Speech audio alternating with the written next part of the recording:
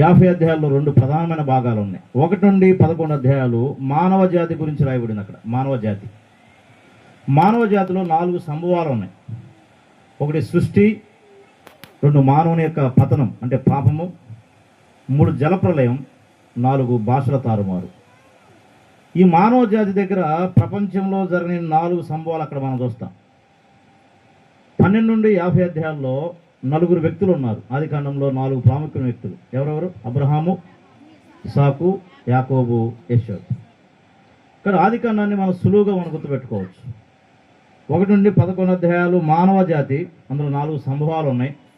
12 నుండి 50 అధ్యాయాలు ఇశ్రాయేలు జాతి. ఎవరు? అబ్రహాము, ఇసాకు, యాకోబు, యేషోబు. ఇప్పుడు మనం చదువుకున్న భాగము మానవ జాతి భాగం. ఇది 6వ అధ్యాయంలో మనం చదువుకున్న భాగాన్ని మనం వచ్చే ముందు ఇది ఆరంభాల గ్రంథం అంటారు. ఇది సృష్టికి ఆరంభము ఆది కాండంలో మనం చూస్తాం. మానవుని కలగజేసిన విధానము ఇక్కడే మనం చూస్తాం. వివాహానికి ఆరంభము ఆది కాండంలో చూస్తాం.